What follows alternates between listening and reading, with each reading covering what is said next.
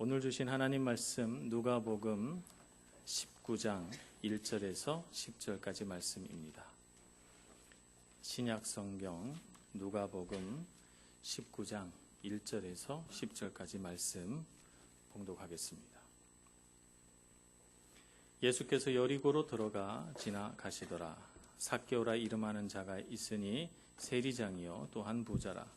그가 예수께서 어떠한 사람인가 하여 보고자 하되 키가 작고 사람이 많아 할 수 없어 앞으로 달려가서 보기 위하여 돌무화과 나무에 올라가니 이는 예수께서 그리로 지나가시게 되미로라. 예수께서 그곳에 이르사 쳐다보시고 이르시되 삭개오야 속히 내려오라. 내가 오늘 내 집에 유하여야 하겠다 하시니 급히 내려와 즐거워하며 영접하거늘 뭇사람이 보고 수군거려 이르되 저가 죄인의 집에 유하러 들어갔도다 하더라. 삭개오가 서서 주께 여짜오되 주여 보시옵소서 내 소유의 절반을 가난한 자들에게 주겠사오며 만일 누구의 것을 속여 빼앗은 일이 있으면 내 갑절이나 갚겠나이다. 예수께서 이르시되 오늘 구원이 이 집에 이르렀으니 이 사람도 아브라함의 자손이미로다. 인자가 온 것은 잃어버린 자를 찾아 구원하려 함이니라. 아멘. 찬양대의 찬양으로 하나님 앞에 영광 돌리겠습니다.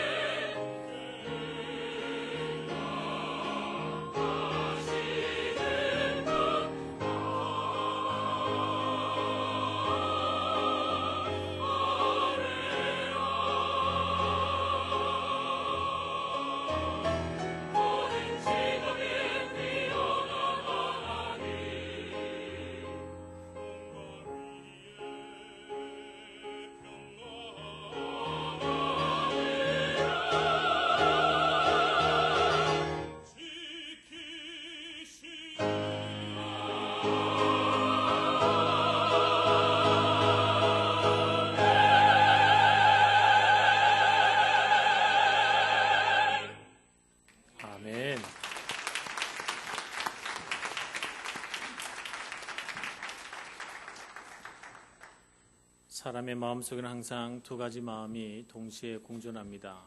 한쪽이 크기도 하고 한쪽이 작기도 하고, 그렇지만 항상 두 가지 마음이 있죠. 우리가 사람을 대할 때 친해지고 싶은 마음과 혹은 또 혼자 있고 싶은 마음, 이 두 가지가 다 공존하고요. 사랑하는 마음도 있지만 또 다른 한편으로 사랑하기 때문에 또 미워질 때도 있습니다. 또 누군가를 신뢰하지만 또 마음 한켠에서는 그 사람을 의심하는 마음도 있고, 누군가를 또 의심하지만 또 다른 한편으로는 신뢰하고자 하는 욕구를 우리가 갖고 있기도 합니다. 기뻐하지만 또 혹시 이 기쁨이 불행한 일로 변할까봐 두려워하기도 하고요.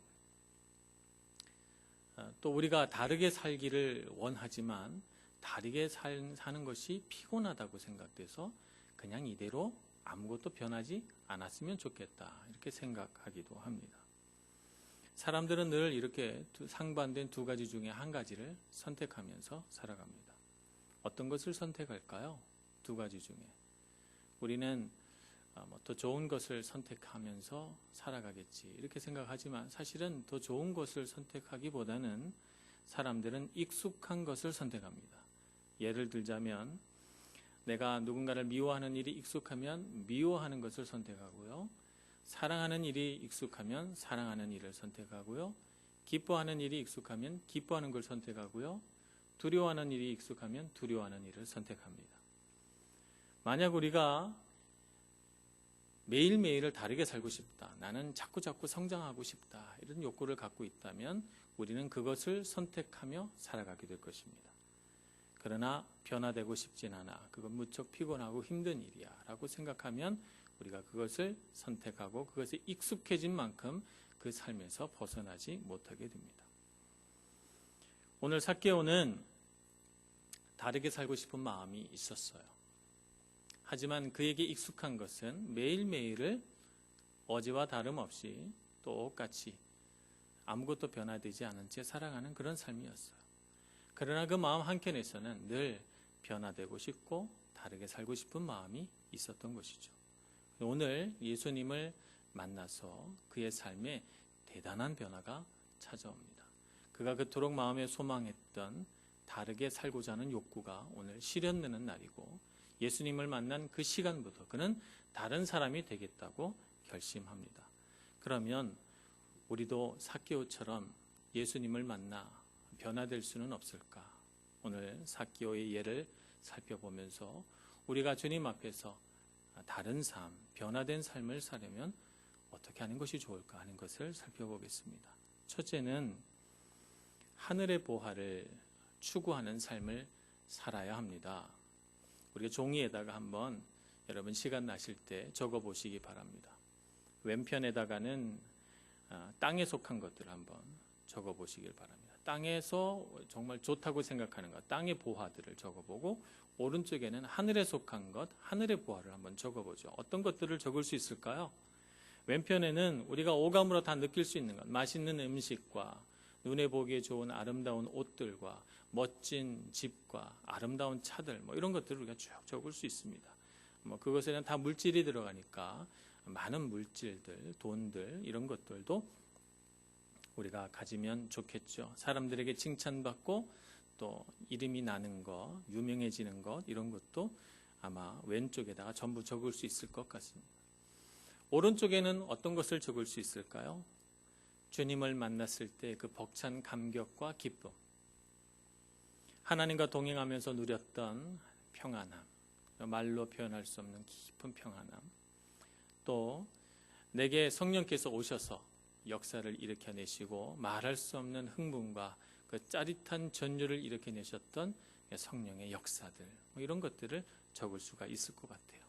그리고 마지막에 적는다면 영원한 생명, 내가 마침내 가게 될 천국의 그 놀라운 비밀들을 우리가 적을 수가 있을 것입니다. 적어놓고 한번 왼쪽 오른쪽을 이렇게 비교해 보면서 나는 어떤 것을 더 좋아하고 내가 어떤 것을 더 누리기를 원하는가 하는 것을 한번 우리 자신에게 물어본다면, 우리가 땅의 것을 더 좋아하는지 하늘에 속한 것을 더 좋아하는지 우리가 알 수 있을 것 같습니다.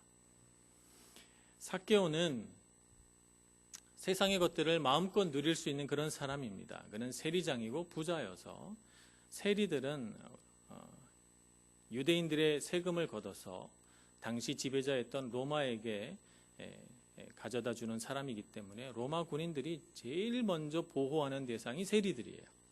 그래서 그들에게는 로마 군인들이 다 이렇게 배치되어 있습니다. 그러니 그들에게는 권력이 있습니다. 그리고 그들에게는 돈이 있어요. 세금을 걷어서 그런 많은 돈들을 벌 수가 있었습니다. 그것을 통해서 세상의 것들을 욕심껏 누려봤죠. 권력도 누려봤고 재물로 인해서 그는 부자로 많은 것들을 누렸습니다. 그러나 그의 마음에는 만족함이 없었던 것입니다. 예수님을 만나서 만족을 몰랐던 그의 마음속에 늘 웅크리고 있었던 그 뭔가 부족하고 뭔가 허망하고 그래서 뭔가 채워져서 다르게 살고 싶은 그의 욕구가 예수님을 통해서 눈이 떠집니다. 하늘의 보화에 눈이 떠진 것이죠. 그래서 그는 놀랍게도 예수님께서 삭개오의 집에 들어오셨을 때 예수님께서 아무 말씀도 하기 전이에요. 아무 말씀도 하지 않으셨어요. 그런데 그가 예수님 앞에 서서 말하기를 주여 보시옵소서 내 소유의 절반을 가난한 자들에게 주겠습니다. 이렇게 선언합니다. 그에게 정말 소중한 것은 이 땅의 보화가 아니라 예수님을 통하여 보게 된 하늘의 보화였던 것입니다. 그래서 이 땅의 것 절반을 가난한 자들에게 나누어 줘도 그것이 다 하늘의 보화로 쌓일 것으로 그는 믿고 하늘의 보화가 가진 가치에 눈을 뜬 그는 그것이 조금도 아깝지 않았습니다. 이것이 바로 그로 하여금 삶이 달라지게 한 동기가 된 것입니다. 하늘의 보화에 눈을 떠야 됩니다. 우리는 이때까지 땅에 있는 보화도 참 우리가 많이 누려야 되고 하나님께서 우리에게 그것을 금하신 것은 아닙니다만 땅에 있는 보화만 바라보고 살아가면 정말 우리가 하늘의 보화를 쌓아놓고 살아가야 하는데 그것을 놓치게 된다는 것입니다. 그러니 여러분 다른 삶을 원하십니까? 그러면 하늘의 보화를 추구하시기를 축복합니다. 아멘을 좀 크게 하셔야 됩니다. 예. 아멘이라고 하는 말은 믿습니다 라고 하는 뜻을 가진 아만이라고 하는 동사에서 나왔죠. 그래서 예수님도 진실로 진실로 너에게 이르노니 말씀하실 때 아멘 아멘 이렇게 말씀하신 거예요. 예수님도 참 즐겨서 아멘을 말씀하셨어요. 예수님 닮기로 작정한 사람들 아닙니까? 자, 아멘 해보겠습니다. 아멘. 아멘을 많이 하시기를 바랍니다. 우리는 하늘의 보화의 가치를 알아야 합니다. 그래서 그것이 우리의 삶을 달라지게 만드는 줄 믿으시기 바랍니다. 그것을 추구하고 그것을 소유하기 위해서 하늘의 보화를 바라보고 그것을 자꾸 사모하는 마음을 가져야 되겠습니다. 두 번째, 우리 삶이 달라지려면 익숙한 방식을 버려야 합니다. 과거에 행하던 익숙한 삶의 방식을 버리기로 결정해야 되는 것입니다. 빌립보서 3장 7절에서 9절 말씀에 보면 이렇게 기록되어 있습니다. 그러나 무엇이든지 내게 유익하던 것을 내가 그리스도를 위하여 다 해로 여길 뿐더러 또한 모든 것을 해로 여김은 내 주 그리스도 예수를 아는 지식이 가장 고상하기 때문이라. 내가 그를 위하여 모든 것을 잃어버리고 배설물로 여김은 그리스도를 얻고 그 안에서 발견되려 함이니 내가 가진 의는 율법에서 난 것이 아니요 오직 그리스도를 믿음으로 말미암은 것이니 그 믿음으로 예수님 하나님께로부터 곧 믿음으로 하나님께로부터 난 의라. 아멘. 사도 바울은 빌립보서에서 말하기를 예수 그리스도를 위하여 내가 유익하다고 여겼던 그 모든 것들을 다 배설물로 여겼고 해로 여겼다라고 말했습니다. 그가 쌓았던 최고의 지식, 그가 쌓았던 명성, 그가 평생을 걸쳐서 이룩했던 그 많은 사람들의 어떤 사랑과 어떤 지위 이런 것들을 다 배설물로 여겼어요. 모든 것을 다 잃어버렸지만 예수 그리스도를 얻고 예수 안에서 자기 자신을 발견함으로써 그는 다른 삶을 살게 된 것입니다. 예전에 익숙했던 모든 삶의 방식들을 버려버리고 새로운 삶으로 들어가기로 결정한 것입니다. 오늘 삭개오는 예수님을 만났을 때 만일 내가 누군가로부터 속여서 빼앗은 일이 있으면 그것을 4배로 갚겠습니다. 이렇게 말합니다. 세리니까 얼마든지 세금을 많이 걷어서 로마에 정해진 세금을 내고 나머지는 다 자기가 가질 수 있습니다. 그렇게 해서 세리들이 부자가 많이 됐지요, 실제로. 그러니 삭개오도 그런 관행에서 벗어나지 못하고 어떤 사람들에게서는 억울한 일도 만들어내서 빼앗거나 속인 일도 있었을 것입니다. 그런데 이제 그런 익숙한 삶의 방식을 버리겠다는 것이죠. 그렇게 해왔던 익숙한 삶을 버려버리고 이제 새로운 삶을 살겠다는 거예요. 그 약속을 뭐라고 하는가? 4배로 갚겠습니다 라고 말하고 있는 것입니다. 행동을 바꾸기로 결정한 것입니다. 우리가 행동을 바꾸기로 결정할 때 가장 중요한 것이 이 말을 바꿔야 됩니다. 말을 바꾸기가 참 어렵거든요. 말을 바꾸면 우리의 생각이 바뀝니다. 생각이 바뀌면 다시 말이 바뀌죠. 그래서 말과 생각, 말과 우리의 사고방식은 대단히 밀접한 관계에 있습니다. 서로가 서로에게 영향을 주고 받는 그런 관계에 있죠. 그래서 우리는 말을 참 잘해야 됩니다. 좋은 말들을 해야 좋은 생각을 하게 됩니다. 그래서 우리는 긍정적인 말, 아름다운 말, 좋은 말, 칭찬하는 말, 격려하는 말, 사랑의 말, 이런 말들을 많이 해야 합니다. 고마워요. 미안합니다. 사랑합니다. 용서합니다. 잘 될 거예요. 괜찮아요. 축복합니다. 힘내세요. 이런 말들을 해야 되겠죠. 그런 말들을 우리가 익숙하게 할 수 있어야 됩니다. 그것이 내 귀에 들리면서 내 마음속에 들어오고 내 생각을 바꾸어냅니다. 우리는 흔히 우리가 하는 말을 익숙한 방식대로 합니다. 내 부모님에게서 배운 언어대로, 세상에서 내게 가르쳐 주신 언어로, 세상이 나에게 가르쳐 준 언어로 그렇게 말하다 보니까 비판하는 말 잘하고 남을 헐뜯는 말 잘하고 좋은 것도 많은데 꼭 나쁜 거, 실수한 거, 부족한 거 찾아내서 꼬집어내야 그래야 내가 똑똑한 사람인 걸로 인정받는 줄 알지만 그렇지 않습니다. 부정적인 말을 많이 하는 사람일수록 부정적인 일이 생겨요. 좋은 말을 많이 할수록 좋은 일이 생기겠죠. 여러분 한번 생각해 보세요. 좋지 않은 말을 자꾸 하는 사람 옆에 있으면 기분이 좋아지십니까? 기분 좋지 않아요.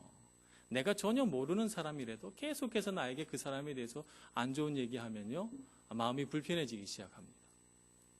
좋은 얘기도 얼마나 많아요, 그죠? 사람에게는 다 좋은 점도 있고 부족한 점도 있는 것입니다.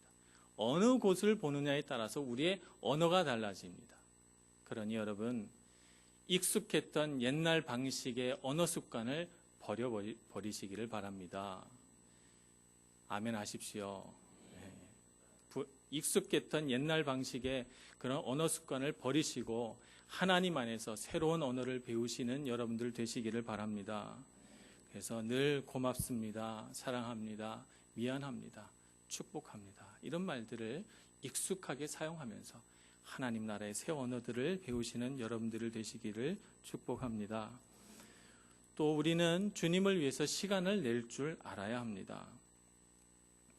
자기를 위해서 내가 갖고 있는 자원들, 시간이라든지 에너지라든지 혹은 물질이라든지 내가 나를 위해서 쓸 수 있는 것들은 다 써버리고 뭐 할 수 있는 대로 쓴 다음에 남은 것이 있다면 이제 남은 시간이 있다면 주님께 드리고 남은 에너지가 있다면 주님께 드리고 남은 물질이 있다면 주님께 드리고 이건 순서가 잘못된 것입니다. 주님은 우리가 남은 것을 받으시는 분이 아닙니다. 주님은 우리가 찬송해야 마땅할 이 온 우주 만물의 주인이시잖아요. 그래서 우리는 주님을 위해서 할 수 있는 대로 가장 먼저 시간을 떼어드리고 가장 먼저 물질을 떼어 하나님께 드리고 가장 먼저 나의 건강하고 활력 있는 에너지를 떼어 하나님 앞에 드려야 합니다. 그래서 여러분, 바쁘고 분주한 삶에서 벗어나시기를 바랍니다. 해도 그만 안 해도 그만인 일들에 얼마나 우리가 바삐 움직여 삽니까? 하루를 다 지나가고 난 뒤에 저녁에 하루를 돌아보면 그냥 해도 되고 안 해도 되는 일이에요. 왜 그렇게 바쁘고 분주했는지. 정신없이 하루를 지나가고 나서 보니 주님께 기도도 못했고 말씀도 한 장 못 보고 하루가 지나간 일들 얼마나 많이 있습니까? 다르게 살기를 원한다면 그런 익숙한 잘못된 삶의 방식에서 벗어나서 하나님께 먼저 시간을 들이시고 하나님께 가장 가치로운 것들을 들이시고 하나님께 나의 가장 건강하고 활력 있는 에너지를 들이시는 여러분들 되시기를 축복합니다. 그래서 여러분 아침에 일어나서 기분이 상쾌하고 즐거우시거든 주님 앞에 먼저 무릎 꿇으시기를 바랍니다. 여러분들 인생을 살아가시다가 힘들고 어려운 일들이 있으면 가장 먼저 무엇 해야 됩니까? 사람 만나서 하소연해야 됩니까? 술을 마셔야 됩니까? 여행을 가야 됩니까? 아닙니다. 말씀부터 펴봐야 합니다. 주님께서 이 순간 나에게 뭐라고 말씀하시는가? 듣기 위하여 말씀을 펴시고 주님을 향해 시간을 내어드리는 여러분들 되시기를 축복합니다. 세 번째, 우리가 달라지려면 어떻게 해야 되는가? 경건한 마음을 키워야 합니다. 하늘에 속한 사람은 하늘에 속한 티가 나야 됩니다. 여러분, 오리가 땅을 걸어갈 때 어떻게 걸어갑니까? 뒤뚱뒤뚱 걸어갑니다. 저도 교회 이렇게 출근하면 비둘기 2마리 항상 마당에서 뒤뚱뒤뚱 걸어갑니다. 볼품없이 걸어가지만 차가 이렇게 마당으로 진입하면 날아가요. 날아갈 때 얼마나 우아하고 아름답게 날아가는지 모릅니다. 오리도 볼품없어 보이지만 하늘을 날 때는 그 하얀 날개가 얼마나 아름다운지 몰라요. 우아하게 날지요. 왜 땅에 걸어가는 모습과 하늘을 나는 모습이 다릅니까? 새들은 하늘을 날게 창조되었으니까, 하늘에 속히 있으니까 그런 겁니다. 하늘에 속한 사람은 땅에 있으면 우스꽝스러워 보입니다.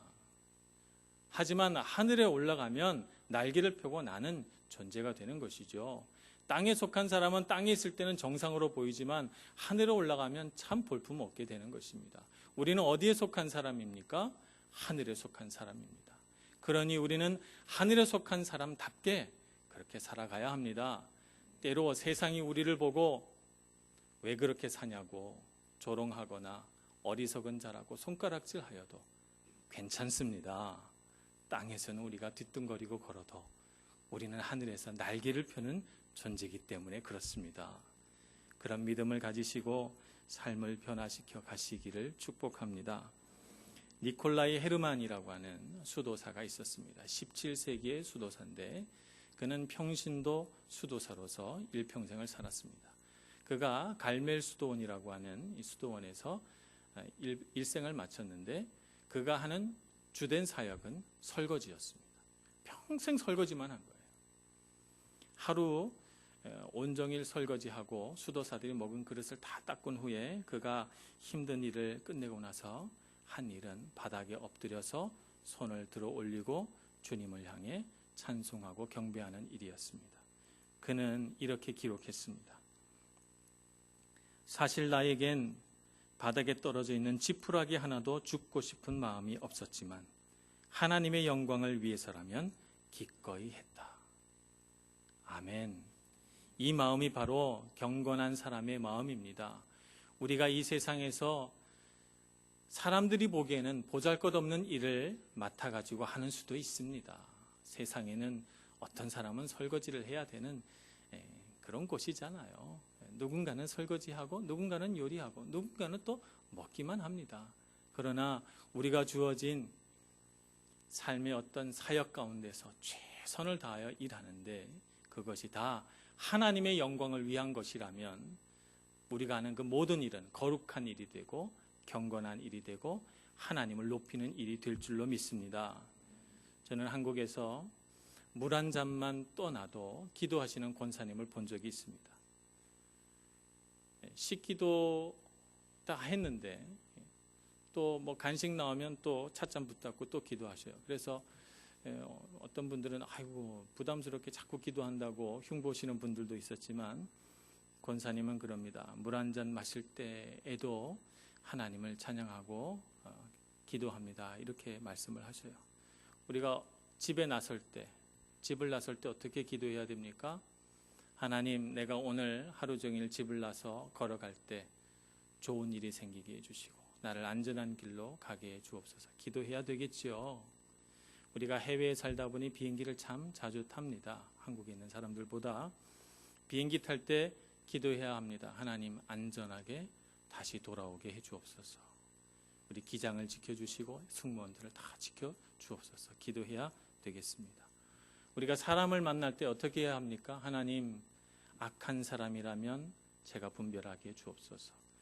좋은 사람이라면 평생의 친구가 되게 해주시고, 내가 말로 실수하는 일이 없도록 하나님께서 도와주옵소서. 기도해야 합니다. 일을 시작할 때 주님, 나에게 능력 주셔서 내 힘으로 내 의지로 하는 것이 아니라 하나님이 주신 기쁨으로 이 일을 하게 해 주옵소서. 기도해야 합니다. 날마다 매 순간마다 모든 것에 주님께 감사하고 하나님께 영광 돌려야 될 줄로 믿습니다. 매 순간이 하나님을 묵상하는 순간이 된다면 우리는 얼마나 다른 삶을 살겠습니까? 경건한 사람이 되어야 합니다. 세속적인 생각을 버리고 거룩한 생각을 가득 채워서 내 삶에 주님께서 늘 함께 하심을 믿고 내 삶을 거룩하고 경건한 삶으로 바꾸어 가시는 여러분 모두가 되시길 축복합니다.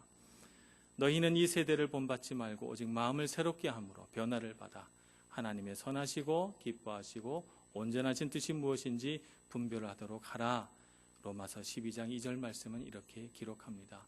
그러니 우리가 주님의 뜻을 분별하여 이 세상을 향한 하나님의 뜻대로 경건하고 아름답게 살아 하나님 앞에 영광 돌리는 저와 여러분 모두가 다 되기를 간절히 축원합니다.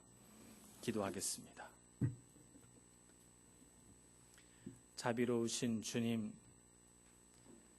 제자훈련 7기를 졸업하면서 우리 모두가 다 주님 제자 되기를 소원합니다. 이전까지 살아왔던 세상 방식에 익숙한 삶을 버려버리고 예수님을 따르는 참 제자가 되어 즐겁고 기쁘게 주님 뒤를 따라가기를 소원하오니 하나님 저희들에게 지혜를 주시고 하나님 저희들에게 능력을 주시고 저희들에게 힘을 더하여 주시옵소서. 예수님의 이름으로 기도합니다. 아멘.